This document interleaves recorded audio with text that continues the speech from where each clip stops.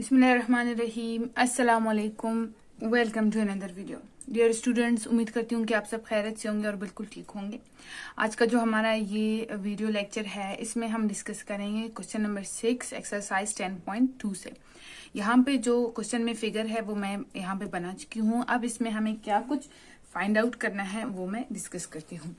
सबसे पहले क्वेश्चन में है इन द फिगर, ठीक है। ये जो फिगर है इसमें हमारे पास क्या कहा जाता है, दो लाइंस है, लाइन ए बी, ठीक है। जब ये एरो इसके ऊपर होता है इसको लाइन कहते हैं, ठीक है। एंड ये दो लाइन का मतलब है पैरेलल, इसको हम पैरेलल पढ़ते हैं। जब भी आपको दो इस तरह के लाइन मिलेंगे ज्योमेट्री में तो इसको आपने हमेशा पैरेलल पढ़ना है। लाइन सी डी कहते हैं कि ये दो लाइन जो है ये पैरेलल है। पैरेलल मतलब ये एक दूसरे के बिल्कुल बराबर है। ये जितना भी आगे जाएंगे कभी भी एक दूसरे को क्रॉस नहीं करेंगे, ठीक है। जब अगर हमारे पास इस तरह की लाइन आएंगी तो इनको हम पैरेलल नहीं कह सकते, क्योंकि यहाँ पे जाके एक पॉइंट आएगा आगे चल के जो एक दूसरे को क्रॉस करेंगे। लेकिन इस तरह के लाइन्स कभी भी क्रॉस नहीं करते। एरो का मतलब यही है कि ये जो लाइन है ये आगे भी कंटिन्यू है। ओके। नेक्स्ट है, कहते हैं फाइंड। अब आपने क्या क्या फाइंड करना है, एंगल ए बी ई। कौन सा एंगल है, ये वाला एंगल है, A B E, sorry A B E नहीं, A R E, A R E. ये जो पॉइंट है ये आर है, ई है, तो ये ऊपर का जो एंगल है इसे फाइंड आउट करना है। नेक्स्ट आपसे कहा गया है कि नेक्स्ट जो आपने फाइंड आउट करना है वो है एंगल एफ आर बी, जो कि ये है एफ आर बी, यानी ये जो नीचे कैसे है। ओके। इसके अलावा एंगल बी आर ई भी आपने फाइंड आउट करना है, angle B R E. Okay. And last जो एंगल बी आर ई कौन सा है, ये बी है, ये आर है, ये ई, ये जो छोटा सा यहाँ पे हिस्सा है इसको फाइंड आउट करना है। ओके। नेक्स्ट जो है कौन सा हमें मिलेगा, and angle D S F, जो कि ये वाला है डी एस एफ। ओके। तो ये वाले जो अच्छा, यहाँ पे आपके फिगर में उन्होंने एंगल यहाँ पे बनाया है जबकि डी एस एफ कहा है, तो ये उनसे थोड़ा सा मिसप्रिंट हो गया है। एंगल यहाँ पे है, ठीक है। ये इसीलिए भी मैंने एस इट इज बनाया ताकि आप लोगों को मैं बता सकूं। ये जो एस है ये इस पॉइंट को शो कर रहा है, तो इस तरह से होना चाहिए। बुक में आपको एंगल जो है वो ऊपर बना के दिया है और पूछा नीचे वाले हिस्से का गया है, तो ये आपको मैं बता दूं कि आपने अपने बुक में इसको सही करना है। अब क्योंकि हमें ये सारे एंगल्स फाइंड आउट करने हैं तो सबसे पहले हम क्या करेंगे, मैं ये मिटा दूंगी, वन बाय वन हम मालूम करेंगे। और पहले मैं आपको बता दूं कि जब आपके पास इस तरह के पैरेलल लाइंस होंगे उस पे एक क्रॉसिंग लाइन होता है, और ये जो एंगल्स होते हैं इन एंगल्स को क्या कहते हैं, इनका आपस में क्या रिलेशन है। कुछ स्टूडेंट्स ऐसे होते हैं जो स्टार्टिंग से ही वीडियो को स्किप करना शुरू करते हैं और बाद में मुझे व्हाट्सएप पे टेक्स्ट करते हैं कि मिस ये समझ नहीं आ रहा, देखने के बावजूद भी समझ नहीं आ रहा। तो उनसे मैं हमेशा यही गुजारिश करूंगी, कोशिश करें वीडियो को स्किप ना करें, तसल्ली के साथ बैठ के देखें। अगर आपको जल्दी है तो साइड पे यहाँ पे आपको शो हो रहा होगा सेटिंग्स है, वहां पे जाएंगे, आप वीडियो की स्पीड थोड़ा सा तेज कर ले ताकि जल्दी से खत्म हो जाएगा। स्पीड सब कुछ आपको, लेकिन कुछ भी आपसे मिस नहीं होगा। और दूसरी बात यह है कि अगर आपको कोई चीज समझ नहीं आती तो उसको 2 दफा देख ले। ये बहुत ही इफेक्टिव रहता है कि पहली दफा कोई चीज आपसे मिस हो गया था वीडियो में, दूसरी दफा आपको वो क्लियर हो जाएगा। ओके। तो ये फिगर है। अब यहां से हमारा सोल्यूशन स्टार्ट हो रहा है, ठीक है। इस फिगर में हमारे पास एंगल ए आर ई किसके इक्वल है, एंगल सी एस ई।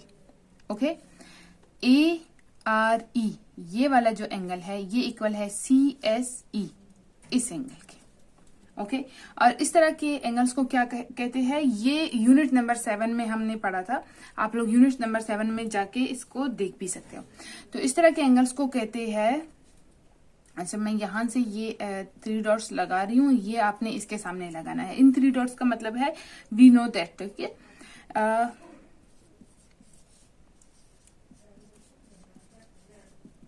क्रॉसपेंडिंग एंगल्स, इनको कहते हैं क्रॉसपेंडिंग एंगल्स। देखिए ये भी इस लाइन के सेम इसी जगह पे है और ये भी इस लाइन के सेम इसी जगह पे है, सेम साइड पे है और सेम पोजीशन पे है, तो ये इनको क्रॉसपेंडिंग एंगल्स कहते हैं। अच्छा, तो अगर जो अब ये क्रॉसपेंडिंग है, क्रॉसपेंडिंग का मतलब ये है कि ये दोनों क्या होंगे, सेम होंगे। अगर ये एक 115 डिग्री है तो ये भी 150 डिग्री है। यूनिट नंबर 7 में आपको पढ़ाया गया था कि क्रॉसपेंडिंग एलिमेंट्स क्या होंगे जब एक दूसरे के इक्वल होंगे। तो ए आर ई किसके इक्वल है, सी एस ई के। तो ये जो सी एस ई है इसकी वैल्यू क्या है, 150 है, तो ए आर ई की भी वैल्यू क्या होगी, 115 डिग्री। तो इस तरह से ये जो ए आर ई है ये हमें फाइंड आउट हमने कर लिया। क्रॉसपेंडिंग एंगल का जो मतलब रूल है उस रूल के हिसाब से हमने बता दिया। अब हमारे पास ये वाले एंगल रहते हैं, इनको फाइंड आउट करना। नेक्स्ट जो हमारे पास है एंगल डी एस एफ, ये इक्वल है एंगल सी एस ई के।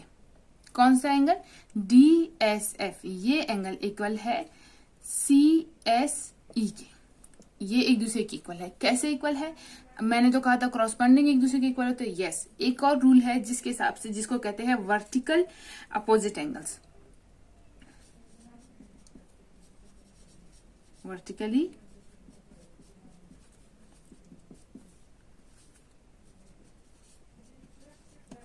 वर्टिकली अपोजिट एंगल्स का मतलब ये होता है कि यहां पे अगर पॉइंट है तो जो एंगल यहां पे होगा, जिस साइज का होगा, वही साइज का ये वाला एंगल भी होगा।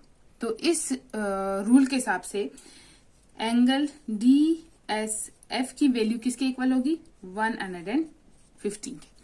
ठीक है, तो ये भी हमने पता कर लिया इस रूल के हिसाब से। ये तो हो गए हमारे पास दो एंगल्स फाइंड आउट हो गए।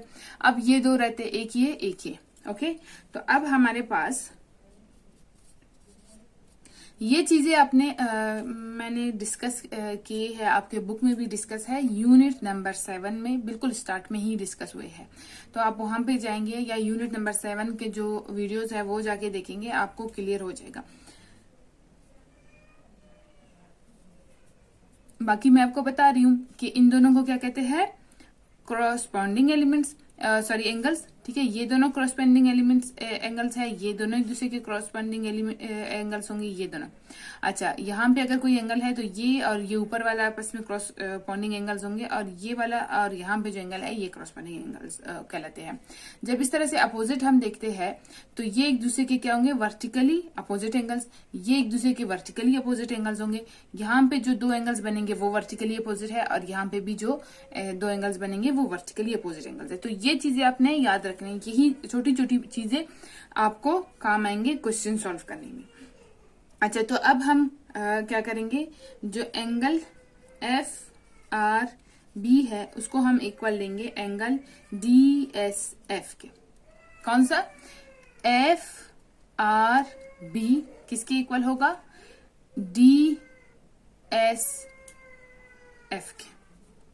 किस तरह से, on the basis of corresponding angles. अभी मैंने आपको कहा था ना कि ये ऊपर वाले आपस में क्रॉसपेंडिंग है, तो ये नीचे वाले आपस में क्रॉसपेंडिंग है।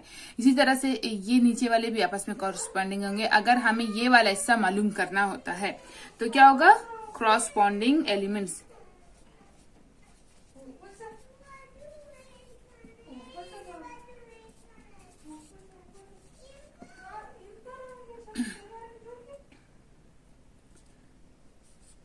एंगल एफ आर बी किसके इक्वल होगा, लाजमन सी बात है, हमने इन दोनों का क्या कहा, ये आपस में वर्टिकली अपोजिट एंगल्स थे, तो ये सेम एंगल, इनकी जो वैल्यू है वो सेम होगी 150। अब ये दोनों आर जो एफ एस डी है या डी एस एफ है और एफ आर बी ये आपस में क्या है, क्रॉसपेंडिंग एलिमेंट्स है, तो ये एक दूसरे के इक्वल है। जब इक्वल है तो इसकी वैल्यू क्या है, 150।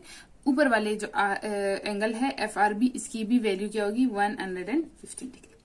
तो ये हमारे पास 115 degree.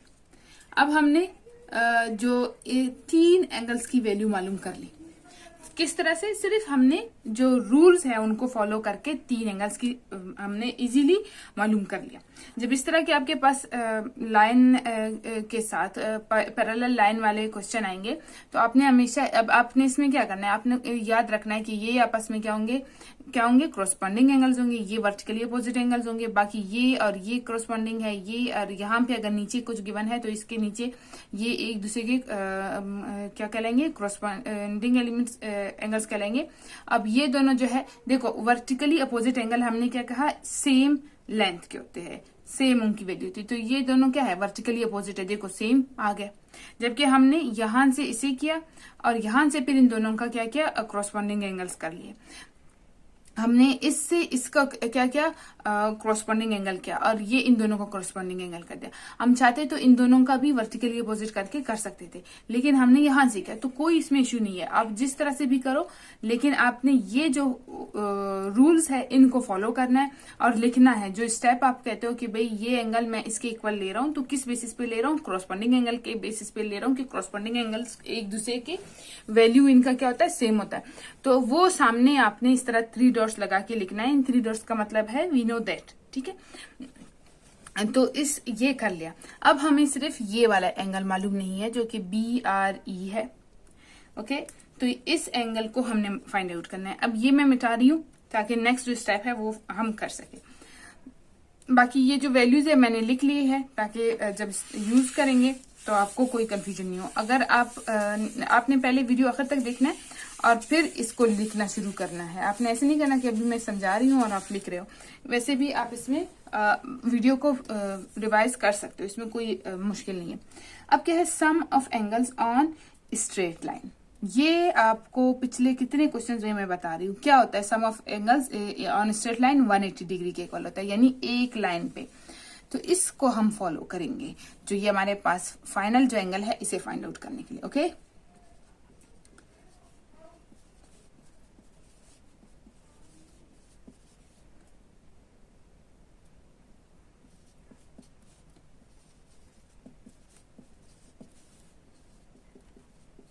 Is equal to 180 degree. ये अब सबको पता है, ये आपने हमेशा याद रखना है, ओके। अच्छा जी, तो sum of angles on straight line is equal to 180 degree. अब यहाँ पे देखो ये क्या है, ये स्ट्रेट लाइन है। इस स्ट्रेट लाइन के एक तरफ आपने देखना है, नीचे नहीं देखना। नीचे अगर आप देखोगे तो वो उसमें ये एंगल भी आ जाएगा। तो हमने स्ट्रेट लाइन जब कहा तो इसका मतलब ऊपर इसके, ओके। तो ये एक एंगल है, ये एक एंगल है। इस एंगल का नाम क्या है, एंगल ARE, ठीक है। AR इस पॉइंट का नाम है और E इस पॉइंट का नाम है। प्लस नेक्स्ट जो एंगल है वो क्या है, BRE। एंगल BRE किसके इक्वल होने चाहिए, 180 डिग्री की, ओके। हमने फाइंड आउट कर लिया। अब हम क्या करेंगे, हमने जो एंगल ARE है इसकी वैल्यू क्या है, 115 प्लस इसका तो वैल्यू हमें फाइंड आउट करना है। ये तो एज इट इज हम लिखेंगे क्योंकि इसी की तो हमें पता करना है यहाँ कितना बनेगा, 180 डिग्री। ये 115 है, दूसरी तरफ जाके माइनस होगा, यहाँ पे प्लस हो रहा है। तो angle BRE is equal to 180 degree minus 115 degree. तो ये क्या होगा, एंगल BRE किसके इक्वल होगा, 180 से जब आप 115 माइनस करते हो तो कितना बचेगा आपके पास, 65 डिग्री। तो ये जो एंगल है ये 65 डिग्री का है। अब देखो ये जो एंगल है इसके साथ यहाँ पे अगर कोई एंगल है तो इसको हम क्या कहेंगे, वर्टिकली अपोजिट एंगल। तो ये क्या होगा, 65 डिग्री का। अब ये जो एंगल है इसके साथ ये नीचे यहाँ पे जो होगा ये क्या होगा, इसका क्रॉसपॉन्डिंग एंगल। तो ये भी 65 डिग्री का होगा। इसी तरह से ये जो जगह है ये और ये आपस में क्या है, क्रॉसपॉन्डिंग एलिमेंट एंगल्स है। अगर इस तरह से करोगे तो वर्टिकली अपोजिट एंगल्स है, तो ये भी 65 डिग्री का बनेगा। तो आप देख सकते हो कि जो लॉ है वो बिल्कुल भी यहाँ पे कहीं पे भी ऐसा नहीं है कि जो हम कहे कि वैल्यू हमने फाइंड आउट किया और उससे ये जो लॉ है ये मैच नहीं कर रहा। तो इस तरह से जो एंगल हमें कहा गया था वो हमने फाइंड आउट किया। अब यहाँ पे वो क्या करेंगे, एग्जाम में जब देते हैं तो यही सेम 2 लाइन लगाएंगे। ये जो ABCD है ये इनकी जगह कोई और अल्फाबेट लिखेंगे और जो एंगल की वैल्यू है कोई और लिखेंगे। जैसे कि अगर 150 दिया है, यहाँ पे आपको 150 नहीं देंगे, कोई और वैल्यू देंगे, जैसे कि 100 दे देंगे या 45 दे देंगे, कुछ भी। आपके लिए क्या जरूरी है, ये जो क्रॉसपॉन्डिंग एंगल्स, ये आपको पता रहना चाहिए कि कौन से क्रॉसपॉन्डिंग एंगल्स है।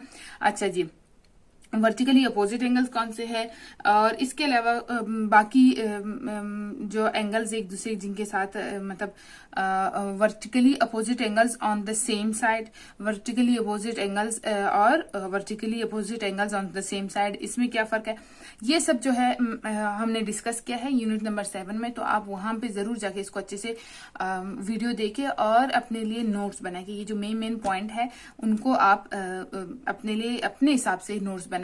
क्योंकि जितना भी आप वीडियो देखेंगे, जब आप अपने नोट नहीं करेंगे और जब आप उसको रिवाइज नहीं करेंगे, आपको याद नहीं रहेगा। जब याद नहीं रहेगा तो क्वेश्चन आपसे कभी भी एग्जाम में तो सॉल्व नहीं होने वाला, क्योंकि एग्जाम में तो आप पे प्रेशर भी होता है, टाइम का भी प्रेशर होता है और पेपर को कंप्लीट करने का भी। तो इस वजह से आपने ये छोटी छोटी चीजें याद रखना है। ये आपको ऑब्जेक्टिव में भी काम आएंगे, आपको शॉर्ट क्वेश्चन में भी काम आएंगे, लॉन्ग में तो वैसे भी काम आएंगे। तो उम्मीद करती हूँ कि इस वीडियो से आपको बहुत कुछ सीखने को मिला है और आपके लिए बहुत कुछ इससे हेल्प हुई होगी। आपसे गुजारिश है कि आप मुझे थोड़ा सा हेल्प करें, वो ये है कि इसको लाइक, शेयर और चैनल को सब्सक्राइब करके बेल आइकन जरूर दबाइए। अपना बहुत ज्यादा ख्याल रखिए। आप सबसे मुलाकात होगी एक नई वीडियो में, तब तक के लिए अल्लाह हाफिज।